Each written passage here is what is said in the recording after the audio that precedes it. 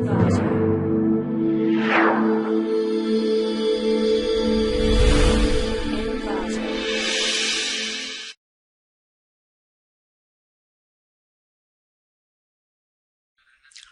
to ClickMyProject.com. Now we're going to discuss about the project voice recognition using surrogate method with 1D convolutional neural network. Now we're going to discuss about the abstract of the process. Gesture-based activity recognition is a great importance for human-computer interactions, that is the HSI, because of this extension applications in virtual reality, sign language recognition and computer games, and then many more familiar applications and so on.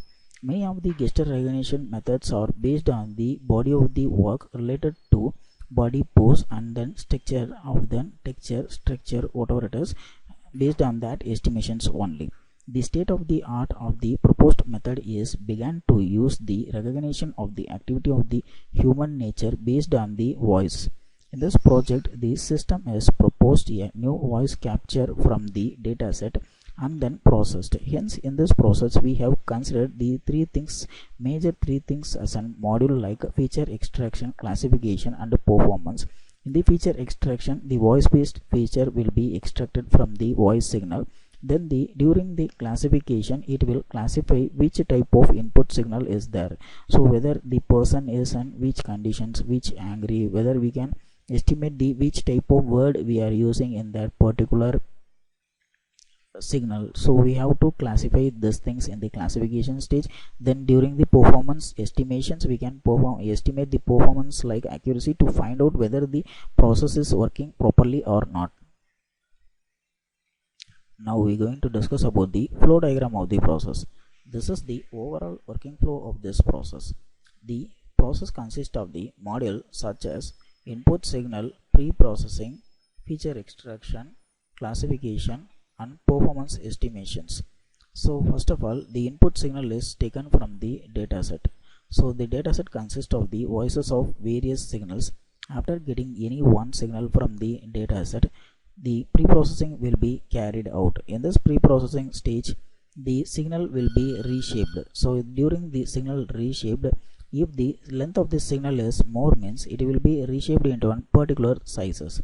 After getting the signal is reshaped, we just move on to the third stage of the project, that is the feature extraction. So feature extraction is nothing but the collection of data.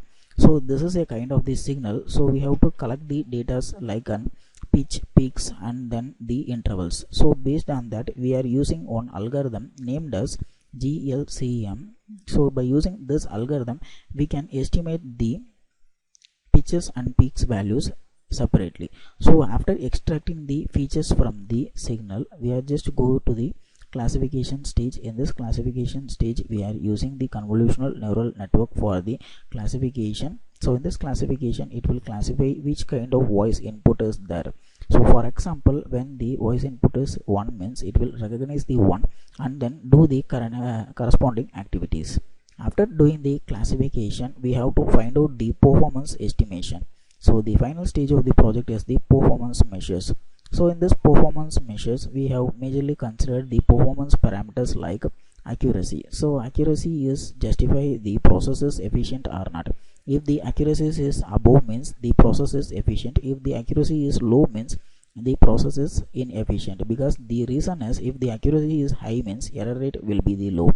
If the error rate is high, means accuracy will be the low. So we have to find out the accuracy based on these 4 parameters like true positive, true negative, false positive, and false negative. Now we are going to discuss about the running procedure of the process. At first, open the Spider 3.7, then change the current directory. If you want to execute the file, just double click in the main file.py, then you just click the run button. After that, one dataset will be open. In that dataset, you have to select any one signal from the dataset.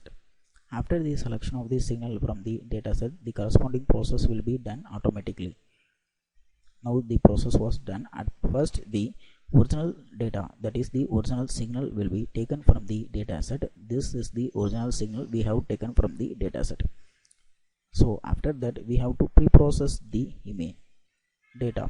So in this data we have two kinds of pre-processing. One is the signal limitation and then the signal noise removal. So if the signal limit is short, means no need for the signal limitation, otherwise we just move for the filtering alone. So first of all we have applying the filtering to pre-process the data.